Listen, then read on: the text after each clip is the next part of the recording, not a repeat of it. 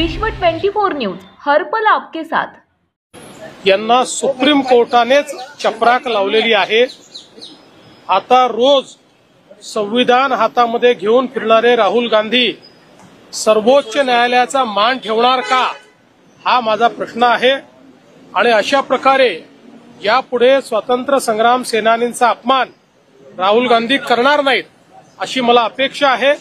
Supreme कोर्टाचे मी आभार मानतो की सुप्रीम कोर्टाने किमान त्यांची जागा त्यांना दाखवली आणि ज्या प्रकारे भारतीय स्वातंत्र्याच्या नायकांना ते अपमानित करत होते, आता ते यापुढे अपमानित करणार नाहीत अशा प्रकारची माझी अपेक्षा आहे।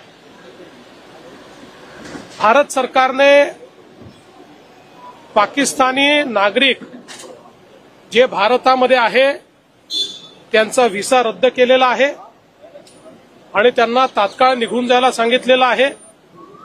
या संदर्भात असे कोण कोण नागरिक महाराष्ट्रामध्ये आहेत याची यादी तयार झालेली आहे। आम्ही मॉनिटरिंग करतोय, सगळ्या पोलीस स्टेशन्सला देखील सांगितलेलं आहे। तात्काळ वेळेमध्ये त्यांनी देश सोडून गेला पाहिजे या दृष्टीनं पूर्ण मॉनिटरिंग केलं जाईल आणि जर कोणी त्याच्यात दिरंगाई केली तर त्याच्यावर कायदेशीर कारवाई केली जाईल। कुठल्याही परिस्थितीमध्ये पाकिस्तानी नागरिक व्हिसा कॅन्सल झालेला हा या भारतामध्ये राहणार नाही, या महाराष्ट्रामध्ये राहणार नाही। या संदर्भात पूर्ण काळजी आम्ही घेतो आहोत। आज सुप्रीम कोर्ट ने स्वातंत्रवीर सावरकर जी का अपमान करने वाले श्रीमान राहुल गांधी को जिस प्रकार से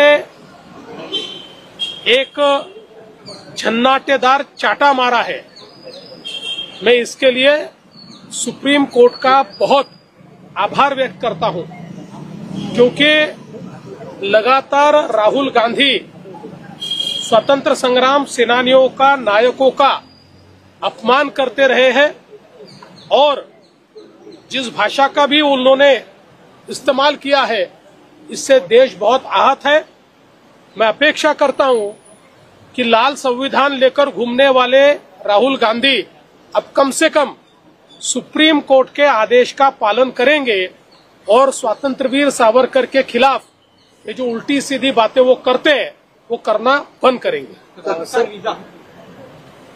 भारत सरकार ने पाकिस्तानी नागरिक जो भारत में आए हुए हैं उनका वीजा रद्द करने का निर्णय किया है। हमने तुरंत उनकी लिस्ट प्राप्त की है। महाराष्ट्र में उनको आइडेंटिफाई किया जा रहा है। पुलिस स्टेशंस को भी इत्तला दी गई है।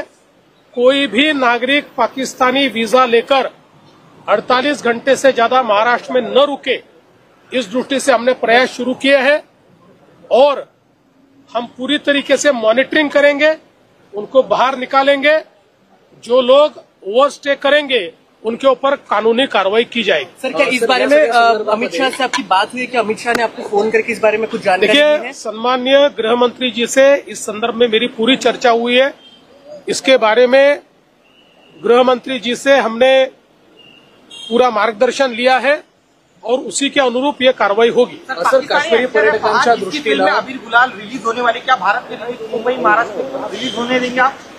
पाकिस्तानी एक्टर है सर। देखिए, पाकिस्तानी एक्टर या पाकिस्तानी प्लेयर इनके प्रति हमारे मन में कोई सिंपती नाही आहे। सर, काश्मीरमधल्या ज्या पर्यटकांचं आपलं सगळं मदतकार्य सुरू आहे त्याची एक खास विमान सुद्धा इथे 232 प्रवाशांना घेऊन होते। अजून काही पर्यटकांची नाव आयडेंटिफाय झाली आणि त्यांना कधी असं आहे की ज्यांच्यामध्ये पॅनिक होतं आणि रस्ते बंद असल्यामुळे ज्यांची व्यवस्था नव्हती अशा लोकांना आम्ही मोठ्या प्रमाणात इथे परत आणलेलं आहे। आता जे तिथे पर्यटक आहेत त्यांचे स्वतःच्या व्यवस्था आहेत। कोणाच्या 1 दिवस उशिरा आहे, कोणाची 2 दिवस उशिरा आहे। त्यामुळे आम्ही पहिल्यांदा तर त्यांना हे सांगतो आहोत की तुमची तिथेच आम्ही व्यवस्था करून तुमचे जे रिझर्वेशन्स आहेत त्याप्रमाणे तुम्ही परत आलं पाहिजे, अशा प्रकारचा आमचा प्रयत्न आहे। कारण सगळ्यांना परत आणणं याकरता वेळ लागणार आहे। त्याच्यामुळे त्यांनी जर त्यांच्या व्यवस्थेत, म्हणजे त्यांचे अनेकांचे विमानांचे बुकिंग आहेत पण ते बुकिंग 1 दिवस नंतरच आहे, त्यांना वाटतं 1 दिवस आधी आम्ही आलो पाहिजे, तर पहिल्यांदा तर आमचा प्रयत्न आहे की त्यांनी त्यांच्या बुकिंग प्रमाणे यावं आणि त्याकरता तिथे त्यांची जी व्यवस्था करायची ती व्यवस्था आम्ही करतो आहोत। त्याकरता गिरीश महाजनजी तिथे स्वतः आहेत पण त्यातले काही लोक थोडे घाबरले आहेत, काही पॅनिकमध्ये आहेत, अशा लोकांना आम्ही परत आणतो. सर, दुसऱ्या बाजूला एका बाजूला हे सगळं सुरू आहे.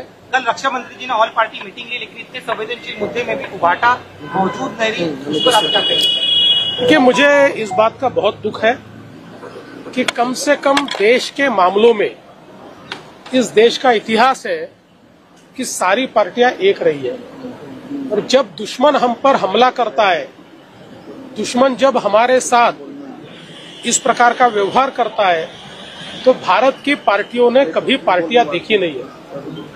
हम लोग उस इतिहास को जानते हैं कि जब अटल बिहारी वाजपेयी जी ने पूर्ण रूप से बांग्लादेश के युद्ध के समय स्वर्गीय श्रीमती इंदिरा जी को समर्थन दिया था, लेकिन आज जिस प्रकार के छोटे मन से और छोटे दिमाग से यहाँ काम हो रहा है, देश की जनता माफ नहीं करेगी. शरद पवारांवरती सर्वपक्षीय बैठक बोलवण्यात आली, परंतु उद्धव ठाकरे गट त्याला अनुपस्थित राहिला. काँग्रेस असेल, ओवेसी असतील यांनी समर्थन दिलं, परंतु ठाकरे गटाची कुठेतरी वेगवेगळी मला अतिशय या गोष्टीचं दुःख आहे की या देशाचा इतिहास ते विसरले.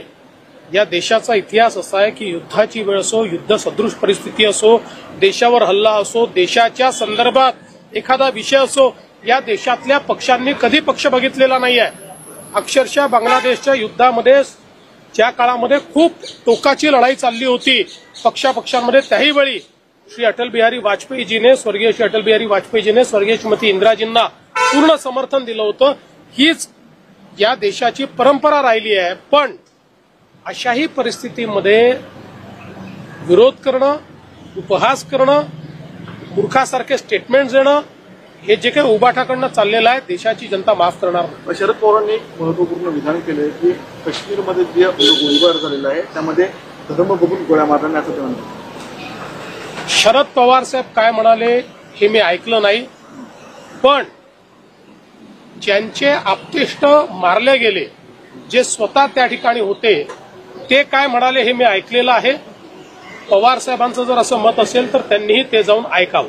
सर, एका बाजूला राज्य सरकारकडनं हे सगळं केलं जाते, ही सगळी मदतकार्य राबवलं जाते, विमानं पाठवली जातात, परंतु महायुतीतलेच खासदार आहेत शिवसेनेचे नरेश म्हस्के यांनी असं म्हटलं की जे लोक कधी विमानात बसले नव्हते त्यांना आम्ही परत आणले. कुठेतरी उपासनात्मक टीका केली. मला असं वाटतं की बोलताना कदाचित त्यांची जीभ घसरलेली असेल, अनेक वेळा बोलताना भान उरत नाही, त्यामुळे त्यांचं वक्तव्य काही योग्य नाही आहे. त्यांनी असं वक्तव्य करू नये. सर, मोदी जी ने कहा है कि जिन्होंने हमला किया उन्हें जमीन में गाड़ देंगे, पूरा देश इंतजार कर रहा है खड़े जवाब का. आप बतौर भारतीय नागरिक, क्योंकि महाराष्ट्र से भी 6 लोग की मौत हुई, आप क्या उम्मीद करें? कि मैंने अक्सर ये देखा है, मोदी जी जो बोलते हैं वो करते हैं. इससे पहले भी जब जब भारत पर इस प्रकार से हमला करने का प्रयास हुआ, मोदी जी ने करारा जवाब दिया है. राज्यातील महत्त्वाच्या आणि आपल्या भागातील ताज्या बातम्या पाहण्यासाठी आजच आमच्या विश्व 24 न्यूज चॅनलला यूट्यूबवर सबस्क्राईब करा आणि बेल आयकॉन प्रेस करा.